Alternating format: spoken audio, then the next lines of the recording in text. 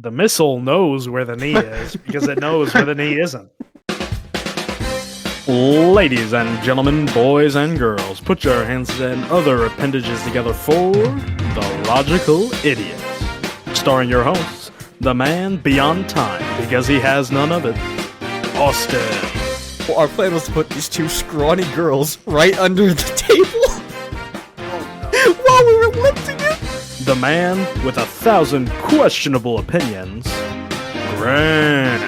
Shout out to Domino's, delivering pizzas to the wrong house in 1985. And last but not least, the harbinger of death, the sword bearer, Mason. I will break 2 of his legs for you. He will break 2 of my legs.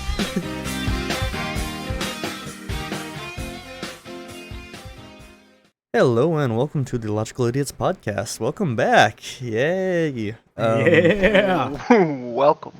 This one's going to be back onto our, not our roots quite yet, but we do have some more story time kind of stuff, you know. This isn't like active events that's happening or off-topic discussions. We're going to talk about some of our stories. And today's topics are going to be reckless childhood stories, where we just did the dumbest shit as children. And I know we got some of them. I know Grant he was a good child for some fucking reason. Uh-huh. And by the way, this doesn't like have to be like when we were toddlers. This could literally be up to like end of high school. Yeah. So I would say 18 or below, you know. Okay. So that's where we're start the stories. You know, I'll start this one off a bit because I know y'all are kind of like trying to still figure out some of your stories. So I'm not sure if I've ever told this on the podcast. I don't think, but have I ever told? I know I've told Graham, but have I ever told you guys the story of why my knees are so fucked up? Maybe, I don't know. We talk a lot, man. Yeah, true. So this involves a water rescue. All right. So when I was 15, when I was 15, I worked as a lifeguard at Holiday World Splash and Safari. It's a water park about an hour or so away from Grant and I's hometown. And 45 minutes. 45 minutes? It depends how fast you drive, you know. Dude, also traffic, you know, factor in. Just say about an hour. 15 minutes. It's not 15 minutes away. I know, because I had to take the bus there every fucking day. Well, I'll get into that story. But they drive slow. Yeah, true. Like, I had to take the bus there, so I'd get up at 5:30, had to take the bus there, which would take an hour. Then I had to wait in the lobby for like 2.5 hours before I could actually start my shift. So I was at work for like basically 3 hours without pay. And then I would start my shift for an 8-hour day, and then wait an hour before the next bus came, and then take the bus back for an hour. So it was literally like 12 hours there and only 8 paid. It was awful. And so I was a lifeguard there, and we were trained on water rescue, right? You know, you have to be. And Yeah. Luckily, I didn't have any serious water rescues I had to do, but I did have this one. And now, Mason, do you know anything about a wave pool? Yeah. You know how, I'm not sure if anyone else in the viewers knows, but wave pools are like commonly known as like dangerous because everyone wants to be a fucking idiot in the wave pool. You'll see people throwing their children. Oh, yeah. That's I was literally- the child. we literally, so was I. When I had to Turns blow into my a mosh whistle pit. so many times, like that's not allowed, right? Because it can seriously injure someone. It can land on someone's head, right? So That's the funny part. I know, but Yeah. I remember as a kid, the first time that I went into a wave pool, I remember looking at my best friend, and the first thought in my head was like a battle of the gods with these just giant waves crashing over us. Yeah. I had all these epic scenes just fill my head. hmm And all you want to do is just fight someone. yeah. Well, Beans filled his head, and chlorine water filled his nose. yeah. And So- my eyes, because I looked underwater a lot. So Oh, Probably why I'm blind, honestly. Max. No, so yeah, I would always blow the whistle at people who are like throwing their kids. That was like my main job pretty much, right? And I was always on like the end. So basically there was the beach spot, which was where you had like this little chair you could sit in, like a little, basically the typical like lifeguarding chair, like pool chair that you would expect, right? Yeah. You have that, you sit at the beach, which is like a foot deep at most. Usually, you just watch people if they're running or whatever, blow the whistle at them. You know, nothing serious. You have the 3 foot deep one, which is where like, okay, it's where kids are. This is where people are throwing their kids. Shouldn't be. You know, it's where the younger kids are. So you got to watch them a bit, but you know, just make sure not doing anything stupid. Then there's the 6 foot end, right? And the 6 foot end is where every fucking teenager, adult, and dumbass goes. Right? And then there's like a little bar, and then it drops to a 7 foot end. So these waves would rise up to, on the 7 foot end, it would be 9 feet high. And it'd be 8 feet high for the 6 foot one, right? Yeah. And so I'm used to watching the 6 foot end, right? And I do a damn good job at it. Right? Because they have little sections you watch, like little boxes that you're supposed to be watching. I'm doing the best. No one's as good as me. Right? Well, no. But you'll understand why I say this in a second. So this day I got put on the 3 foot deep spot, right? And I had only trained jumping into 6 foot water. Because keep in mind, this isn't like just like barely above. This is like a 10 foot drop into the water. Because we're like on top of it. So it's like, I'm used to dropping down 16 feet. Right? So when I brace myself for dropping, I'm prepared for 6 foot of water to slow me down. Because I'm 6 foot tall as well. So I'm watching my 3 spot, and all of a sudden, I just hear this woman come sprinting to me, right? I can hear her flip-flops running. And she's like, hey, I need help. I'm like, yeah, what's up? I can't take my eyes off the water, so I'm like, I'm leaning, I'm like, yeah, what's up? She goes, my kid, he's over there, he's like, he can't swim, he's like holding on to someone. I'm like, what? I'm looking at my spot, I don't see him. He goes, over there, and it's pointing to the 6 foot end, where the other lifeguard's supposed to be watching, but doesn't fucking see. Right? Lol. And Classic so, lifeguard obviously, I moment. can't just walk over and tell him I have to be the one to jump in. So I hit the button you to stop gotta the go. waves, and this kid is like wrapped down tight around another kid wearing a life vest. Like he is like holding on for dear life. Right? He can't swim. He got pulled out into the front. Like he was just fucked. Right? I was like, okay. So instantly, I get that adrenaline rush. Right? Where there's no thoughts except jump in, save the kid. Yeah. Get that And again, nice. I want to reiterate. Hero energy. I had only trained for 6 foot deep water. So when I jump in from 10 feet high, I'm expecting 6 feet of water. I jump in and it's 3 feet. And instantly, when I jump in, I land straight on my feet and I just like sit down, like I just fall straight on my ass, right? My knees were fucked. When I landed on my feet, it like shocked my knees. I fell down. And at this point, I'm like, oh shit, I can't walk.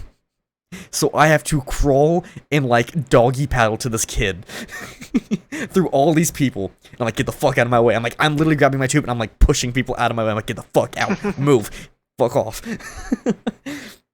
And I grab the kid, I throw him on the little tube thing, and I push him to the stairs. He climbs up the stairs. And at this point, I realize, hey, my legs fucking hurt bad. I cannot put pressure on this shit. So I am like pulling myself up this ladder without using my legs, just using all upper body strength. And I finally get up, and my manager comes running up to me, and she goes, hey, yeah, you gotta fill out this form. And I'm like, alright, I filled out the form, someone switched to my spot. He goes, okay, well, we're gonna have to move you to the lifeguard, or the lazy river then, a little bit more calm. I'm like, no, please. And they're like, you gotta go over there. I'm like, fine. Keep in mind, the lazy river is just standing. Oh. And there's no railing to lean on or anything. It is just standing. So the entire time my legs are fucking shaking. Like I am barely holding myself up. I have to literally resort to the tube propping me up. Like it is bad. And I finally get done through the day, and I fucking just lay down on the bus. And I'm like, please, does anyone have Tylenol? Please. Oh, and that's why I literally have just fucked up knees now. And there's another, that's like the main reason why. But I have a bunch of other stuff. Like all my injuries, basically as a child, had to do with like stupid ass shit I was doing with my knees. Right? There's literally only like 2 stories I have that weren't like knee injuries. Everything's involved with the knees. Yeah, literally. Oddly enough, most of my injuries are knee related too. Yeah. Every injury I've ever suffered in my entire life, any serious injury that I've ever suffered, not like a cut or something, Like any serious injury has been sports related. Yeah. Speaking of which, you want to tell your knee story, Grant? Yeah, so I played lacrosse for a couple of years. Love lacrosse, by the way. Lacrosse is really, really fun. If you're looking for a sport to play, and it is a lot of running. So I played goalie, of course, because I'm a big guy. Love goalie. I was a great goalie too. I was really, really good. I told I the love story. being a goalie in soccer. I was a goalie in soccer too. But I was a goalie, obviously, and in lacrosse balls are basically 3-inch diameter rubber balls. That's all they are. They're just solid rubber. Okay, so they hurt when you get hit with them, right? And as a goalie, I was pretty used to it. You know, bruises everywhere, and a lot of people really hate being a goalie in lacrosse because it is very painful. And so, at the very first game of my junior season, somebody took a shot. It came in. I brought my stick down because the shot was at about knee level. I brought my stick down. The ball went into my stick, and the net of my goalie stick, it went in, but my stick was too close to my knee. So instead of the ball like getting caught in the net, basically the ball just hit my knee, just straight up hit my knee. Straight contact. I'm And what feeling the happened pain right was, now. whenever you go for a save, because it was on my offside, right? So I'm right-handed, so my stick is on the right, like the head of my stick is on the right side of my body. And with the lacrosse stick, you have to swing it. Like you have to rotate the stick, right? So your body naturally kind of like twists and turns to come down to get to it. And when I did that, whenever you do that, your kneecap naturally kind of shifts to the outside of the socket on your knee. Just naturally. It's just what it does. And when the ball came in, it struck the edge of my kneecap, and it wrapped my kneecap around the side of my leg. Oh no. So, what a lot of people don't understand about legs is that your kneecap... What you don't understand about your own body. No, it's true. 12 interesting facts that you didn't know about your own body. It's just a weird thing to say. Like, like that's just weird things that you did not know about yourself. Without your kneecap, your leg does not function, right? Because your kneecap is where all of the tendons and muscles are attached.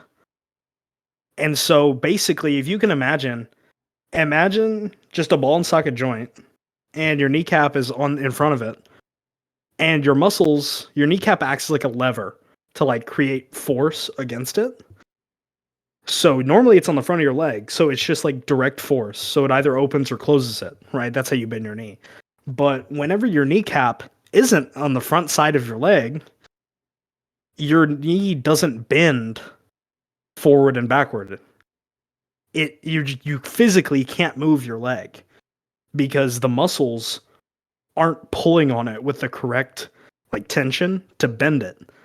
So whenever I came down, it hit my knee, kneecap flipped onto the outside of my leg, and I was wearing pretty thick sweatpants at the time, and I could see my kneecap sticking out on the side, like through my sweatpants. Oh no. Oh God, no. So it comes in. I know that it hit me in the knee, and I was like, "Ooh, that didn't feel too good." But I didn't know that it dislocated my kneecap. So I tried to stand up, and I just fell down. Right. Ooh, that didn't feel too good. That is the most casual response. Like, and I can 100% imagining you saying that. It doesn't hurt that bad. That's the thing. It doesn't hurt that so bad. weird to me because like I could see a body ripped in half right in front of me, and that would disgust me less than seeing the outline of a part that's not supposed to be that way. Yeah, agreed. Like I if feel I like- saw someone's sweatpants and I saw a bone sticking through, but it wasn't poking through the pants, I would throw up. But if I saw the actual bone, I think I'd be fine. I think it's just how like medias affect us, probably. Maybe. But here's the thing, it doesn't hurt that bad. Like, it really doesn't hurt at all. Like, I didn't even know I dislocated my kneecap. I didn't know until I fell over, and then I was like, wait a second. I tried to bend my leg, and I was like, oh. Because Don't at this listen time, to him, viewers. He's just a god among men. well, here's the thing. I already knew how important the kneecap was for like bending my leg. So as soon as I couldn't bend my leg at all, I knew. Does what had happened. anyone doubt the kneecap's importance? Well, here's the thing. If you don't actively kind of like search out that information, you're just be like, "Oh, my kneecap," but you never think about what it's actually doing. Thinking about my kneecaps constantly. Of course, of course. I'm in such pain just listening to this. Like my knees hurt now just thinking about this. But here's the thing: the referees didn't see me. Mhm. Right? I took the ball to the knee. They thought the ball had gone out of bounds, or like they had been like offsides or something. I can't exactly remember the situation, but the ball was going to be started at like the edge, like on the sideline. And in lacrosse games, balls are stationed all around the field because whenever a lacrosse ball goes out of bounds, it goes like 100 feet out of bounds, and it's just way too much. It's way too time consuming to collect them all. Mhm. So I go down in the goal. The referees don't see me, but they keep playing. Right? The ball, they're getting passed around, and I'm sitting in the goal. It's like the Punisher scene where it's like the no, no, no, no, no, no, no, no, no, no. And I'm sitting in the goal. I can't bend my leg, and I'm screaming. I'm just like, stop the game! Stop! I'm just screaming, right? So finally they do end up stopping the game, but not before they shot on me. Like they shot again. They threw another ball in the goal. He's like, catch this nerd. I was sitting on the ground in front of the goal, and they still shot. Please tell me it hit you and not like No, in the it didn't goal. hit me. It didn't. Damn It it. didn't. I Hit would me. I would have loved if it just like hit you in the stomach and you just start like you were just out of breath as well after that. You knocked the wind out of you. No. It's like you can't So I'm even sitting in the scream goal. for help. Oh my god, I'd be so mad. I was already mad that the ref didn't stop, and Yeah. there's differing testimonies as to the words that I said.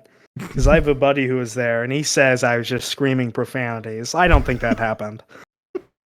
I'm not one to cuss personally. Yeah, sure. But the trainer comes I have an over. entire like saga of Pico Park that says otherwise. True. So the trainer comes over. He's like, "Oh yeah, look at that," and I'm like, "Oh, it feels so weird," because that was the only thing I could say because it didn't hurt, and I was really confused by that the fact that it didn't hurt at all. So I just kept repeating, "Oh, it feels so weird," over and over again because I was in just complete and utter shock. And the trainer just shifts it back into socket, just with his thumbs, just Mhm. pushes it back in. Yeah, I'm probably But- pretty used to it. Here's the thing. It didn't go all the way back in. And I Ooh. didn't know this until a day or two later because my parents were out of town this weekend. This was like the first weekend my parents went on a week-long trip. This was the first time they were like felt fine leaving me at home. The shitting one me? time we leave you alone. Literally. And it was a week-long trip because they had been on like weekend trips, but they had never like really been comfortable leaving for a full week. Mhm. And being like, okay, you can take care of yourself, you can go to school, and you can take care of the dogs. You have a car, you can drive. Like that kind of thing. So I dislocate my kneecap and I go to my grandparents' house. And I'm walking around on crutches in my grandparents' house. My knee is obviously still ginger because I just dislocated it. And I can't bend it very well. But I have to go to the bathroom. So I get up to go to the bathroom. I'm on crutches. And as I'm going to the bathroom, the crutch on my right hand, right? Because it was my right knee that got dislocated, the kneecap. The crutch in my right hand, I put it on a blanket on the ground. And Mhm. my grandma's house is hardwood floors. So this shit just slides out from underneath me. Just right out from underneath me. And out of instinct, I put all of my weight on my right leg. Oh no. And that was the moment that I realized the trainer didn't put my kneecap back in all the way.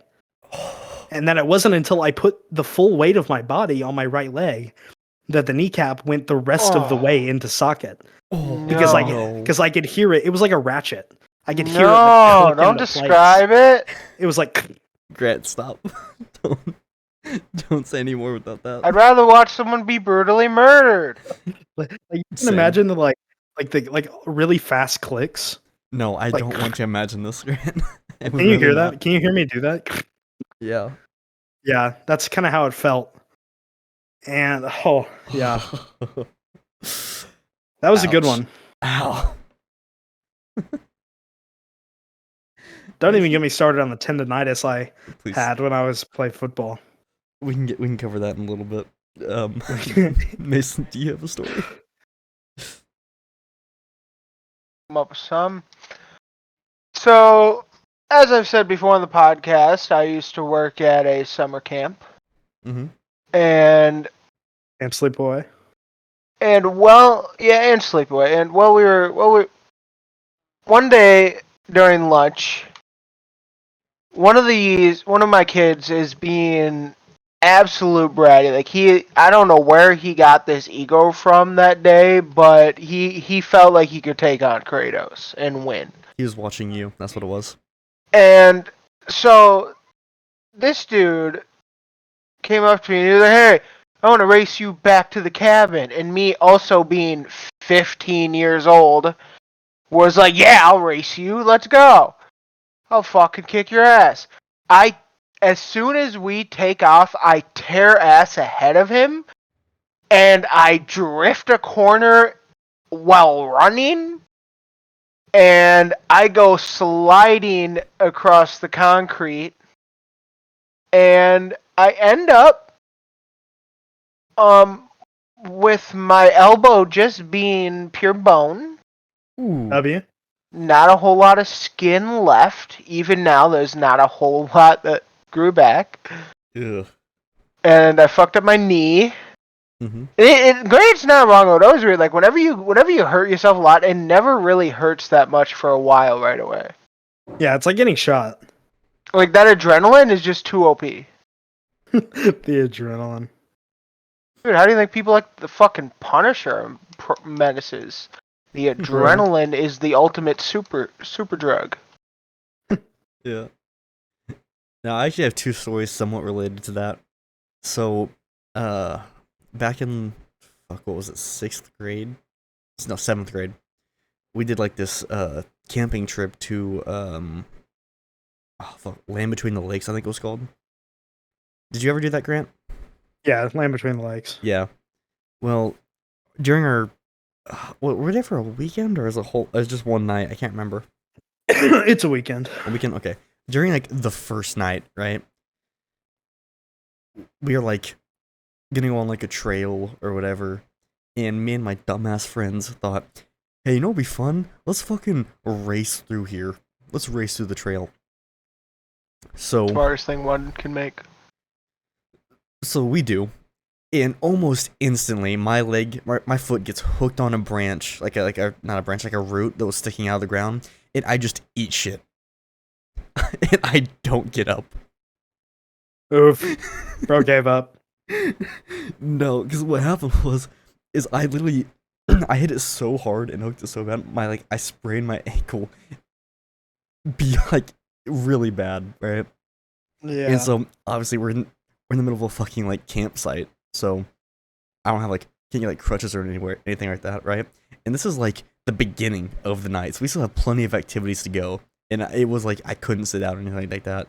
So my friends literally had to act as crutches while we were doing this this walking trail throughout the fucking woods. Oof. And I'm just hopping around trying to not to hit any more roots, and it was literally an hour walk that we were doing, and it wasn't even the first 5 minutes of it and I ate shit, bro. Dumbass kid, bro. Imagine being the leader and your kid 5 minutes into the hour walk fucks up his ankle. Dude, you know who I had as my leader? Just Schultz. this dude. Oh shit. I was, Buddy would carry you. bro, he wanted to kill me after that, bro. Buddy said fucking walk. Love that man, honestly. No, but another story that I have is somewhat related. It's not really a wood story, but something the same thing that happened where it was just pretty much just bone and blood. So did you guys ever have those like John Deere like electric car things or whatever like you could sit in as a kid? Yeah. Yeah. Yeah, and like drive around? Yeah. Yeah. I had a few of those. I had like a 4-wheeler, an actual John Deere kind of truck, and then a motorcycle one, right? Uh-huh. Well, I had this John Deere, and one of my friends, Chris, was over, right? And Mhm. we're obviously little, and we got done with it for the day or whatever. So I was gonna go park it, right? Put it in the garage. And he decides, no. He wants to be the one. So he shoves me off of it, and I grab onto it, and he starts driving. And he drags me from the beginning of my driveway all the way to where I park my truck now, Grant. Damn. Where I am in shorts and a short sleeve shirt. Damn, how old And are you? And I didn't let go, like 6, maybe. Dude, that's like 100 feet. Yeah, it was like my elbows, my knees, my entire legs were all just bloody. It was just all bro. blood. I can imagine Tanya was pissed. Oh, dude. She was Livid. explosive angry. She's like, "Why did you fucking let go?" And it was like literally Dude, after honestly, valid. here's what it was. It was like, Valid. you ever have that thing where like you just have like a shooting pain or whatever, so you like your hands just kind of clench tighter over what you're grabbing? That's how I always survived tubing. Well, like that's the Because thing, my like, grandpa wanted to kill us. well, like that's the thing, right? I was holding onto like a handlebar thing, and after my knees like first started scraping or whatever, I just clenched on tighter, and I couldn't let go. It was like like when you're holding on to something like electricity or whatever, like when you like stick yeah. like you just can't let go. Like that's the same shit that happened.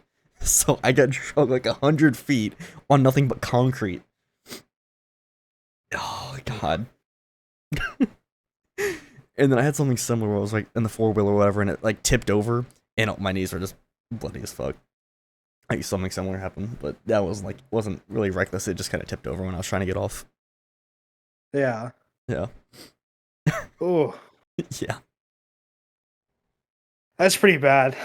You had like the fucking bald eagle like ratchet on the handlebar. You're like, "Rrr." Yeah. Like that might be one of my most painful stories, honestly. Have you ever seen that video?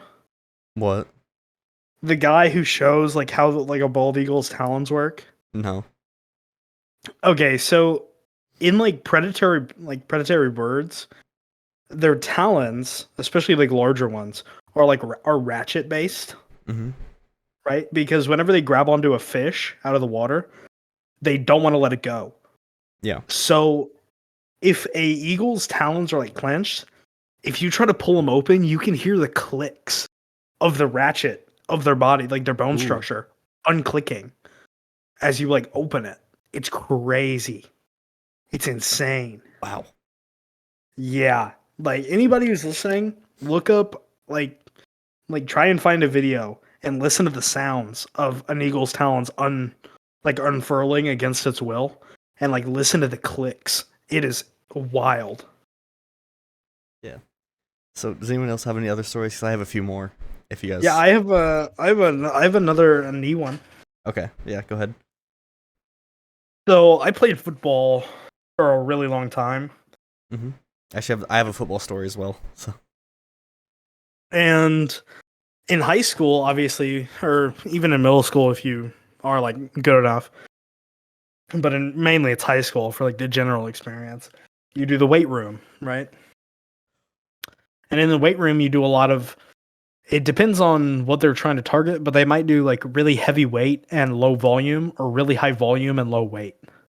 I forgot about this story. I know this one. So we were doing really high volume, low weight at this point in the season. And this is the summer, right? So this is summer conditioning. This is where you spend an hour and a half in the weight room, an hour and a half outside, then like an hour in the weight room again. So it's really, really exhausting. And we were doing high volume, low weight. And during the summer, I developed tendonitis in my knees and elbows. Okay, so for anyone who doesn't know what tendonitis is, it's when your tendons, like in your body, basically have like a lot of inflammation. And so it causes really sharp pain, and it makes it difficult to bend or use those joints effectively, right? And I'm a big guy, so I was a lineman. So tendonitis in my knees and elbows is pretty on track. Makes a lot of sense, right? Because I'm in my stance and coming out of my stance a lot and pushing in the weight room and pushing on the field. So knees and elbows makes a lot of sense. But this day in practice, my knees were just hurting really, really bad. And so I was in a drill, right, where it was 3 offensive linemen and a quarterback, and then 3 defenders and a linebacker, right? So the linemen are outnumbered. So one person has to cover 2 people, or 2 people have to cover 2 people. And I went up against think of Requise, and that's the man. I know who you're talking about. Jay Sean. Mm-hmm. Yeah, I was up against Jay Sean. God. And I love Jay Sean. Jay Sean's a great guy. He's really, really funny, great person. But he is an animal on the field. And this motherfucker in a drill cut blocked me as a defender. And he put his knee, and he put it into my right knee, which it takes all of the damage on my entire body, apparently. His helmet went right into my right knee, right below my kneecap. So like in the area before your shin muscle and after your kneecap, there's that little bony area. Mm-hmm. It hit me right there. That's right where the tendons are. And it hit my tendonitis just right. I collapsed on the ground and I could not move. My right leg lost the strength to function. Mm-hmm. And so I'm sitting on the ground and the lineman coach goes, "Get up, Weiss." And I said, "Well, sir, I would, but I can't." And he was like, "What do you mean you can't?" And I said, "I can't move my leg." And he said, "Okay." And he had one of the guys drag me out of the play and they kept going. Which one was it? If it's the one I think it is. The coach? Yeah, which coach? It was Dyke. I thought so. I thought that was him. It's such a him thing. It's like, Yeah. We're not gonna help you. We're just gonna drag you off the field and keep going. Yeah. He dragged me probably 20 feet. And then he was like, "All right, guys, who's up next?" And I just had to sit there until I could stand up again. And then as soon as I could stand up again, he says, "All right, Weiss, get back in here." Dyke was such a dick. I loved Dyke. Dyke Okay. was the fucking man. He was a great guy, but he was such a dick as a coach because he did not give a fuck about you. No, he didn't give a fuck about you if you weren't good. Like, if you weren't a starter, he did not care at all. Exactly. Zero. Exactly. If you were a starter, he treated you like a baby. All the football coaches liked me, right? Because I was the only one who could teach the other linemen the plays. Mm-hmm. Okay? Because all the other linemen were fucking stupid. Yeah. Okay? I had some really egotistical motherfuckers on my team, right? And so when Dyke was like obviously treating them like kings there, it really fed into their ego. So it was pretty shit. Well, all the coaches liked me because I taught everyone the plays. Yeah. Because I was the only one that had slightly less brain damage. Slightly less. Stevenson liked me because I was the only one who wasn't a complete and utter idiot. Stevenson, Crandall, and Hape, they all loved me. Mm-hmm. I also knew them all personally. Yeah. Which helped. No, I should have a football story too, where I think actually, Grant, I know you know this one. Involves my wrists. Oh yeah. Yeah. So, I played football from, God, what was it, 4th through 8th grade, I think. Yeah, sounds about right. Well, on my 4th grade one, I was pretty good. By the time I hit 5th grade, I did not give a fuck about playing football anymore. I didn't want to do it. My parents were like forcing me to. They forced me to play from really from 4th to 8th grade, but 4th I was more willing to. After 4th, I'm like, I don't want to do this anymore, and they had to literally bribe me to play. You know how sad that is as a parent to have to bribe your kid to play a sport? They don't like. Basketball is my game, right? I did not like football, but my dad's like, "Ah, you have broad shoulders. You got to play lineman." I'm like, "The fuck I do." Like there's other. Don't I put- don't know. I was never like I was never. My parents never pressured me into doing sports, but my dad and my older brother Bryce were really big sports people, and they still are to this day. So I wanted to be like them, being a young man, not knowing who he's going to become. Yeah. And so I still I tried damn near every sport I had access to. I tried basketball for 2 years. I did basketball or football for a few years. Then I became the equipment manager. I was also water boy for a few years. I did soccer when I was really little. Mhm. Tennis. But I don't know. It's just Yeah. I don't like. I like the sports, but I don't know. Yeah. Well, see, here's the thing. My parents pressured me into playing pretty much every sport. Basketball is really the only one they didn't, because I just loved basketball. And baseball, they didn't at the start, Like, eventually it got to the point where I'm like, I just gotta leave. I can't do it anymore. It was there's too much involved in it, and I just didn't like it enough. Yeah. And so, anyway, for football, my 5th grade year, right? This is so stupid of me. I'm still like just annoyed at myself for how this happened, because basically in 5th grade we were doing these drills, right? And keep in mind the place that we were like practicing at, very like there's a lot of like different bumps and like holes and shit in the grass, so it was like it wasn't like a straight field. Like it was very hard to run on. And my coach decided today we're gonna do like running backwards drills, right? Which we did quite often. But somehow I managed to lean too far back and I just fell back, right? When I tripped over something. Yeah. Well, out of instinct, what happened was I just shot my hand out like behind me to try and catch myself instead of just falling, right? Yeah. Common thing. Common thing. But I extended it. Right? Surprised I didn't hyperextend my elbow. That could have been bad. Instead, what happened is my wrist took my full body weight of falling onto the Ugh. ground in pads No. and helmet. So my wrist was fractured. You Wall. need to apologize to your wrist right now. Hang on. You'll see this is worse, right? And so I told my parents, I'm like, hey, I damn. think I broke my wrist. Like, no, you didn't. So for the full next week, like at least 6 days, they made me keep playing with a broken wrist. Just like Oh. full on contact. Until it literally was so painful that I physically just walked off the field one day. I just walked How off the does- field and I'm like, I can't do this anymore. Like I literally, they had to take me to the doctor next day. I'm like, yeah, it's broken. They're like, shit. I give them so much shit for it for so long, dude. I would too, to be completely honest with you. Yeah. I would have done the same thing.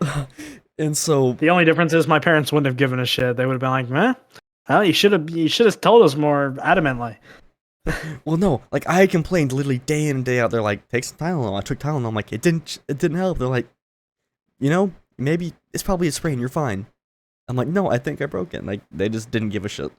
And so, yeah, so I play like Waterboy for the rest of the season. Didn't get any more time in. And then the next Yeah. season rolls around, right? Still on the same team. And this time, backwards drills, I do fine. It doesn't happen anymore. But then we go up against a scrimmage against probably the largest team they had, right? And do you remember Cowboys, fucking Cowboys, dude. Logan Which one? Huggins? Yes, I love Logan. Yeah, I do too. Well, he was like, it was fucking David and Goliath kind of thing when I was up against him, but I was the tallest one on the team, so I had to go up against him. But he was like twice my size. Yeah, And he fucking laid me out every time.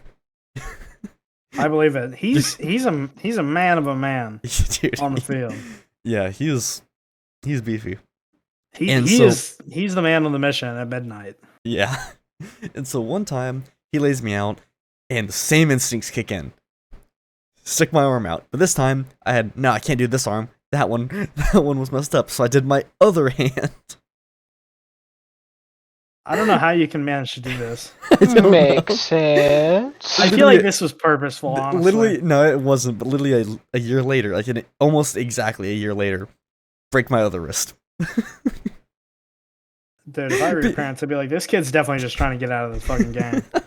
Well, here's the thing too, like, it wasn't also that like it just me hit. He landed on top of me as well. Dude, just learn to land on your shoulder, bro. I have now, thank God. But like before, it was just straight on my wrist. Fucked it up. So I broke my other wrist, and I was out for the rest of the season as well. Bro, I'd 7th be grade, I fighting the actually ground played. when I fall, bro. Yeah, bro. Just fighting the ground every time. No, and then during my 8th grade year, I sprained my wrist. Thank God it wasn't like a full on break. But I did the same shit during backwards drills because it was those pads, right? That we had to do. I think after these stories, I'm just convinced you don't deserve wrists. Yeah, honestly, I agree. I think we need to take away the wrists, so you just have hands, but you can't bend them. Yeah, Turn I this shit agree. into fucking Tusk. No, it was like, can you remember those pads that we had where you had to do like high steps over? Yeah. Yeah. The trapezoids. Yeah. So we'd have to do that, but we had to do it backwards one day, and didn't Oh get my yeah, leg. no, I'd walk that shit. Fuck you if you thought I was running through that. Yeah, well, I didn't walk that shit. Fell back, landed on my wrist, sprained it this time. I was playing in the next day, so I was fine. But like, I was really worried I broke my wrist again. No, I just fall on my shoulder. You also fall on your knee too, which is, both of us. No, I have a problem don't. with falling. Things hit my knee. Things target my knee. It's always the same knee though that you fall onto, and it's always the same one that gets hurt. So The missile knows where the knee is because it knows where the knee isn't. Everything in the world just knows where Grant's knee is Bro, because of where it isn't. It's literally a targeting system. it's like someone gets paid to like cap some or like take someone's knee out or whatever, but they just take yours out instead. Thinking it's someone else. The Rothschilds, man. Fuck the Rothschilds, going for them. They're paying people to hurt my knees. They're just like, this year we're going to choose a new baby to bully for their entire lives, and then Yes, they chose bro. Grant. Honestly, I would not put it out of the realm of possibility, to be completely honest with you. Like, what else do super rich people like? It's like that guy with Thanos that bullies a guy. Thanos bullies that guy on his birthday every year. Oh yeah. Mm-hmm. Yeah. But instead, it's just the Illuminati coming for Grant. Mm-hmm. The fucking knees, bro. Yeah. I also have 2 other stories that aren't like injury related, but they're just really stupid shit that I did. But if you guys have other stories, I'm gonna let you tell them first. Well, I'm trying to think if I told this before. Have I ever talked about lifeguard training with Boy Scouts? I know you've told me that. I don't think you've ever told it on the podcast. Okay. So, some of you may know, some of you may not. I used to be a Boy Scout. Mm-hmm. Okay. Now, I gang. actually really enjoyed the Boy Scouts. I know a lot of people think it's kind of silly or goofy, but I liked it. It's honestly a lot of fun to just like every once in a while on like a weekend, just like get away. Yeah. Go And on some, I loved going up to our Boy Scouts had a cabin at a lake nearby, and we'd go there, and oh my god, I loved going there. It was such a beautiful place. Well, my Boy Scout troop was like 100 kids, like 100 young men, and like 50 like adult leaders, right? So we were a really, really big troop. So we did like big trips, right? We had like a New York trip, we had like an out west trip, a DC trip. We went canoeing on the Current River. We did a whole bunch of crazy shit. Oh, your canoe stories is what you're gonna talk about? No, I'm not talking about the canoe story. You gotta tell that story soon, though. That shit would be a good one for this episode. What, the tipping? Like to the cave? No. Like when what your troop would do, like the older ones would do to the younger ones. Oh yeah. Yeah, okay. You gotta tell that story later. Okay, I actually have three pretty good ones from Boy Scouts, but so shit. Hold on, give me a second. Mm-hmm. I had it in my head. Sorry. I like no, it's fine. Like I'd forgotten it. You had talked, I'd remembered it, and now I've forgotten it again. It's like I have amnesia. The lifeguard dude. one. The lifeguard one. Yes, lifeguard. Okay, so in my Boy Scout troop, we did lifeguard training, and it was like full like you learned EMS, like first aid, like serious first aid, like bleeding, like you You're learned gonna like save someone's life. no, yeah, you learned like all of the first aid, like what to do for puncture wounds, what to do for like slashes, broken legs in the woods, like how to make a, like a, what's it called, a stretcher to carry people out of the woods with just like sticks and shit. Like that is the shit we learned. Mm-hmm. But we also had to learn lifeguard training, like water, like serious water rescue. And something that they did, this was basically just to teach you not to panic. That was a big thing in my Boy Scout troop, was learning not to panic in stressful situations. That explains why And you're so- so calm. And so what we would do is we'd get in a circle, okay, and we'd tread water. And there were a few adults. There was this one adult. His name was Randy.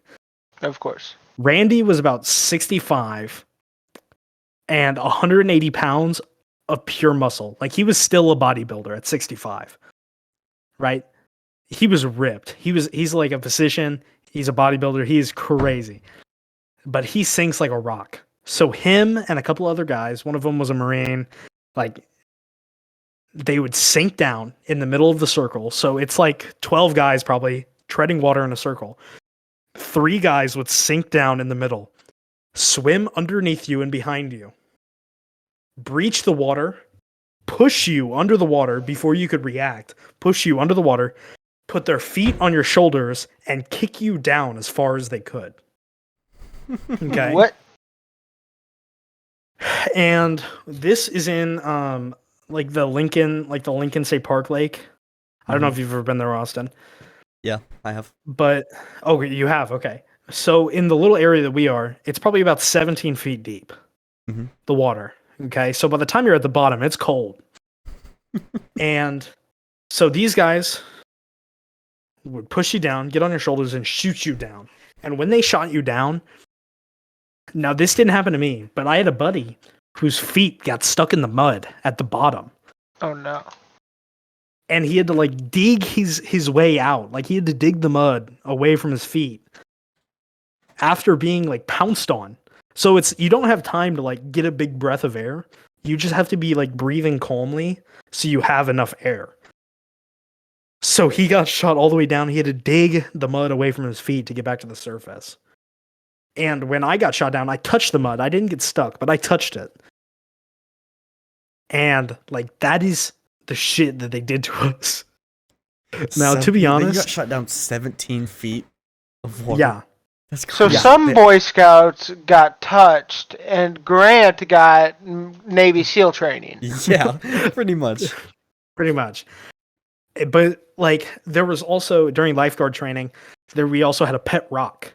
And so whoever was doing the training would find probably about a 30-pound rock. And we would have to pass it in a circle over our heads, Oh, like while we were no. treading water. So at one point, you literally had to be treading water with only your legs, and keeping not only your body weight, but also a 30-pound rock above your head. And you had to pass it to the next person. And if you dropped Rocky, you had to go get him. Yeah, I had something similar like that in lifeguard training for Holiday World. We had to like dive down, grab a 20-pound brick, and then swim with it above our heads, like backwards. Well, And otherwise we didn't pass lifeguard training. I would prefer to have a brick than Yeah. Rocky, True. because Rocky was practically a river rock. So he was perfectly smooth, 30 no. pounds, and slimy. Yikes. The perfect rock. That Rocky shit would was- slip out of your hands so quickly. Rocky was a bitch and a half. Fuck Rocky, bro. I never did lose Rocky. Sylvester honestly- Stallone listening to our podcast. If I ever did drop Rocky, I would have given up. I wouldn't have gotten him. I would have swam out. Swear to God. Find a said, new nope, rock I'm that done. looked like it. Called it good. No, my Boy Scout troop was kind of crazy, honestly. Yeah, sounds like it, bro. I have two. Chill. I have two. We just did mainly like a bunch of series of those derby races with those cars that you make. Yeah. We just did a lot of those and then camp stuff. Oh, well. My dad was the troop and there was only like 4 members because it was a town of 2,000 people. So there really wasn't a whole lot that we could do. Yeah. Well, my Boy Scout troop, we would do cold weather overnights and like pioneering overnights. Yeah, and, like, it sounds like you had an actual Boy Scout group. True. Well, cold weather overnights is when you go out camping in like January or February, right? I remember like waking up and like Yeah, having fuck that. to clear away snow so I could go take a piss in the middle of the night from the outside of the tent. And our tents weren't like the pop-up tents. The tents in my Boy Scout troops, like if we went on a camping trip, we had to sleep in Like army tents. these old army tents. So it's about like 300 pounds of canvas with a 2x6 and 2 metal poles. And then you had to know the knots to tie it up because you had to like stake it and actually just tie knots. It wasn't like some fancy little, tightening fixture. And I remember setting up these tents in the dark in the snow. Oh man, that was brutal. That was Yeah, you had some real like military training for your Boy Scouts, didn't you, Grant? yeah, we were very interesting. Yeah. No, I have a couple other really, really fun stories from Boy Scouts that are really crazy. Shit we should not have done. yeah. We can keep this episode up for quite a bit if we want. We can go past that an hour. Okay, here I'll tell you about British Bulldog. Okay. So I don't. Some people might have played this game before. It's this game called British Bulldog. It's like Sharks and Minnows, but it's not you in Sharks and Minnows. It's like you have to tag them. In British Bulldog, you have to pick them up for 3 seconds. So British Bulldog kind of favored the big and strong. Love that, except I was a scrawny and weak kid. Now I'm a big and strong boy. Well, I've always been big and strong. I've always been a big boy. I was a very tiny kid. Oh, I've always been a big boy. So most of the times when we played British Bulldog, this is my Boy Scout troop, right? So there's probably 100 people. God playing. damn!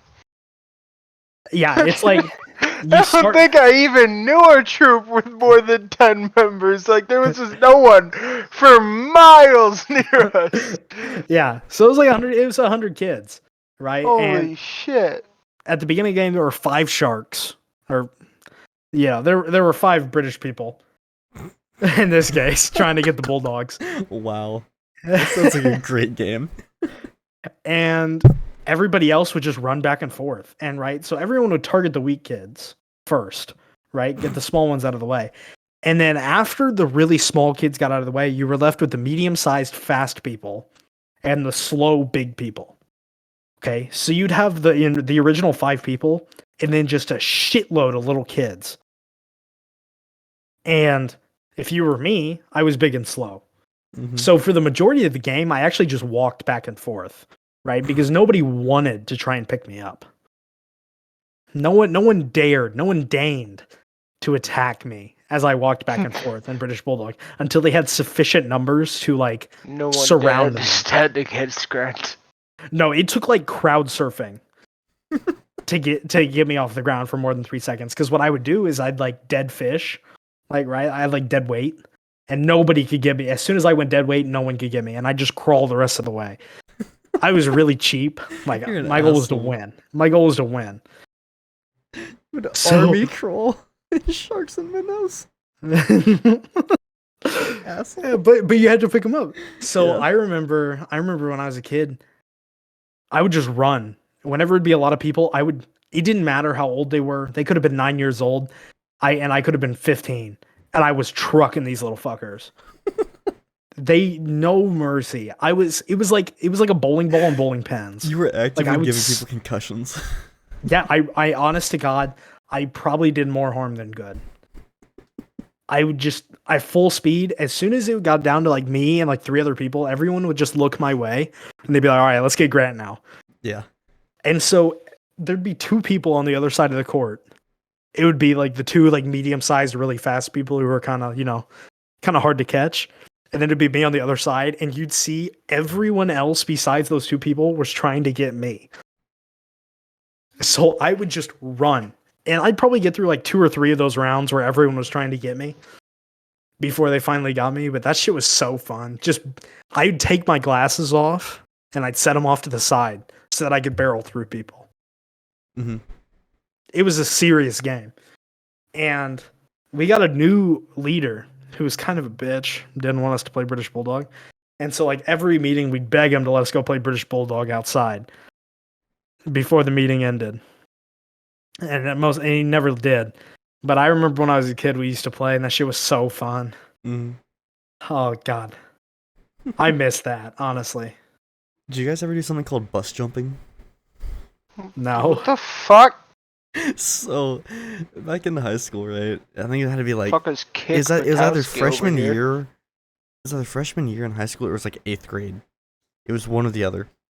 And basically, we had this bus driver who, similar to the ones that we have up here, Grant, who drive like a bat out of hell. Just, fuck, they would send it like 70 on this bus. They refuse to take the back roads. They would drive like 70 miles an hour.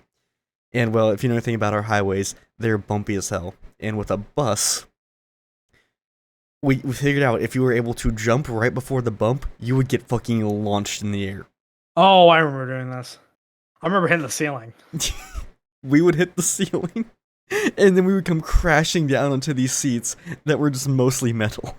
Yeah, it was like actual foam, but not like stiff foam. It was like actual foam and metal tubing. Yeah. And so there was this one day where this person, like, I don't even think they were trying to play.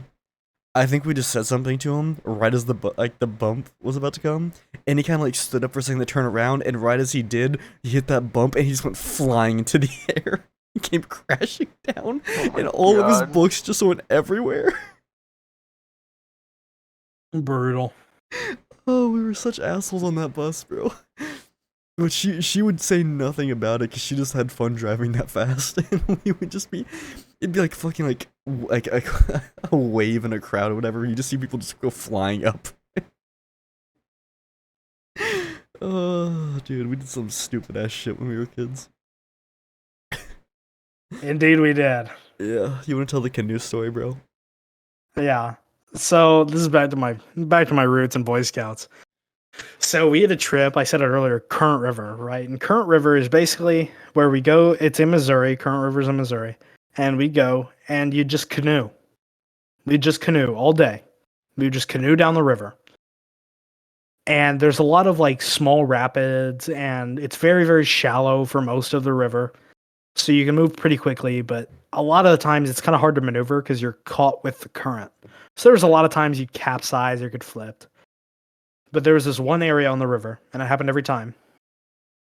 Because how Boy Scouts is set up, there's the Boy Scouts, which is like where the bulk of people are, and then there's the Venture Crew. And the Venture Crew is basically the older Boy Scouts, right? This is the 16, 17, 18-year-olds, sometimes 15-year-olds. That's the Venture Crew. And everybody else is everybody else. So the Venture Crew got to do crazy stuff. Like they got to go scuba diving at Cozumel. And they just had a lot more freedom. They did a lot more actual, like, crazy shit, right? We did, like, shooting competitions and, like, axe throwing, like, a whole bunch of stuff. But they would always push ahead in their own group. They would go down the river faster. You know, they would, like, lash their canoes together in, like, pontoon formations to make, like, massive floating ships. And so they get ahead of us.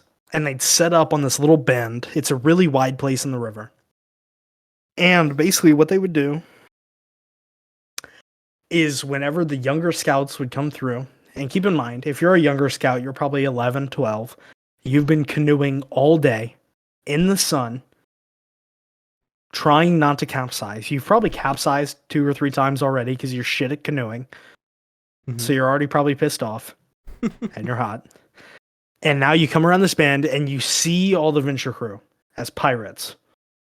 And they'd get in their canoes and they'd canoe out to you or swim out to you, whatever they chose. And they'd capsize your fucking canoe. Okay? And whenever you capsize a canoe, it fills with water, right? So you can't have anything loose in your canoe. So they come and they capsize your canoe. And you'd have to drag your swamped canoe to the shore, which is probably like a 100-foot swim, pulling the swamped canoe underwater with you to the shore to uncapsize it, which you have to flip the boat. So you have to be decently strong to be able to lift the boat out of the water, the canoe. Then you'd have to relaunch, so you'd have to get back out of the canoe, and you'd go it again. But sometimes you get unlucky, and if you got capsized early, you'd get capsized again a little bit later by the people just further down. Wow. And so it is the most frustrating experience to be the one getting capsized. But just like trolling in video games, or bullying, it is the most satisfying experience to be dishing it out, especially after it happened to you as a kid, to then like down the line be able to do it to new kids. It feels good. You feel like a part of the system. Wow. Oh, shit. It felt good to perpetuate what had happened to me as a child, the bullying. I pretty much only have one more story, so if you have any more, might as well get them out. Oh, I mean, besides just the random shit, like they trusted kids and Boy Scouts to like lash together stairs or like steps to get on top of a monkey bridge and shit. Like we'd have to tie our own knots, and like we had to trust the knots that like 7-year-olds tied to carry our weight across like a 50-foot span. No, I would not trust that. It's something else. Yeah, no, the only other story I have is the asbestos story, which I know I think I told both of you this, but I know I haven't told it on the podcast. So back when I was working at in a factory, right? I was working as an intern, right? As an engineering intern. And we were tasked this one day with finding all the electrical panels in the entire facility. And we get to this one floor, which is literally the next building over, which is like, I don't know, 20 steps from us, right? It's a very small building, and it's on the same floor as our office, right? So we're just finding the electrical panel for this one, and we just cannot find it. We have no idea where it is, and I look away, I turn around for like, couldn't be more than 5 seconds, right? And my the other intern, my partner, is just gone. Has completely disappeared from sight. And I'm like, where did this guy go? And not even 10 seconds later, I see a door swing open. I can't see what's on the front of the door. I can just see him. Right? And he goes, "Hey, Austin, I found it." I'm like, "Oh, sweet." So I walk my happy ass over there, right? And it's a mechanical room, right? So it's very dusty and dirty. Looks like it hasn't been touched in years, right? And thank God we don't touch anything, right? We just walk in and walk out. And we look over, we see the electrical panel, we write down the stuff for it, and we walk out. And instantly, I turn around, and I see this on the door. And keep in mind, right? Factories are still allowed to have, like, asbestos rooms or whatever. Like, rooms with asbestos in it, as long as they keep it to where they train people to go in there. Marked. Yeah, it's clear and clearly marked. And they're liable if anything, like, happens in there, right? I turn around, and it says, "Asbestos, do not enter." And you know that Drake and Josh scene where it said, "Hey, Drake, where's the door?" Yep. I just turn and I go, I'm like, "Hey, dumbass, what the fuck is that?" And he goes, "What's a Speedo?" So I'm like, "No fucking shot." I just walk away. No No chance. And he's like, yeah, what is it? I'm like, you mean asbestos? He goes, oh, that stuff. Isn't that stuff bad? I'm like, yeah, you idiot. It is bad. Yes. We were literally trained on it not even 3 weeks ago. How did you not put the 2 and 2 together? So, so I had to like have him like do all this shit to make sure we didn't have anything on us, bro. Oh, I walked out of there just pissed that day. I was so pissed. But yeah, that was the end of our adventure for for that day at least for marking the all the electrical panels. 'Cause I literally am like, you know what? Fuck it, I'm going to my office. I do not trust you for the rest of the day. I can't do it. Said, your trust privileges have been revoked. Yeah, for real, bro. Oh shit. No, there was a lot of stories like that where we just have like something stupid we did when we were working there. I'm trying to think of some of the other ones that we really had to be like safe because it's obvious it was a baby food formula factory, so yeah, there was a lot of like regulations and shit, you know. But that didn't stop us from doing some dumbass stuff. Like when we went on the roof one day, like there's a roof that like there's a building that was like had to be at least 65 stories, right? And so I just go out on the roof one day, just stare out, because me and my boss were trying to find something and mark it. And he's like, "Hey, you want to go on the roof?" I'm like, "Fuck yeah, I do. I want to see the view." And so I could see our entire town from there. Yeah. That's pretty cool. About the extent, and then actually it was kind of funny. We had another guy with us who was my boss's friend, and dude was practically pissing his pants. He hated heights. He's like, "Guys, can you guys go down now?" Like he wasn't even out there with us. He was just begging us to come back down. Bitch. Smells like Yeah. bitch in here. Yeah. I don't know.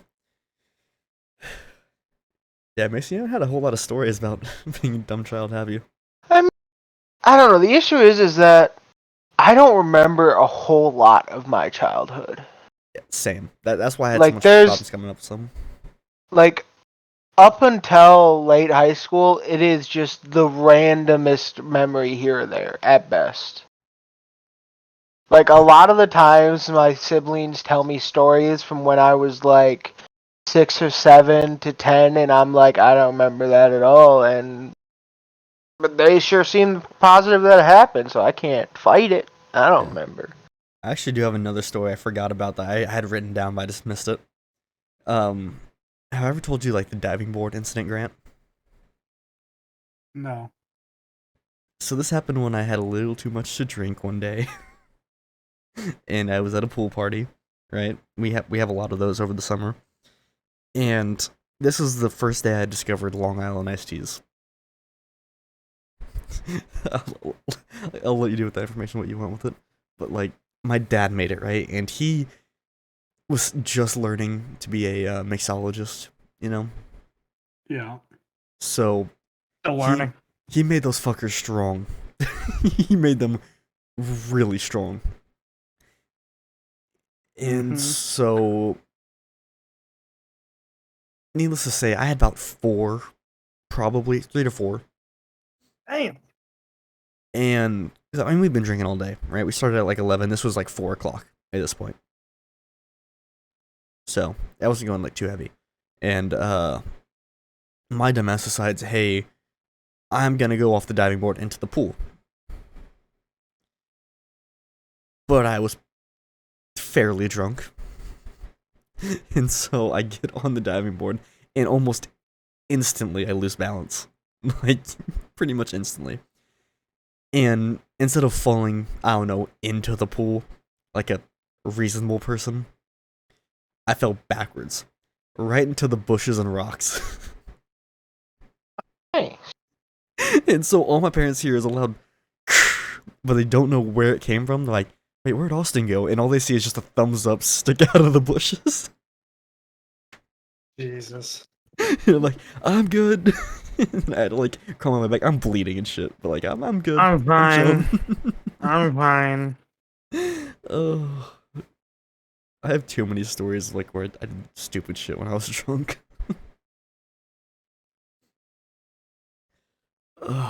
Anyone else have any more stories, or should we wrap this up? I don't have any more. I don't think I got any good ones or ones that are gonna be long enough for like a whole story. Most of the ones that I can remember are gonna be over in like a minute. Yeah, fair enough. Well, which one do you guys want to wrap it up? I'll let you guys do the outro. I believe in Grant. All right, Grant, it's all you. Well, thank you guys for listening. This has been the Logical Idiots. Peace out. Don't trust the government. Goddamn right.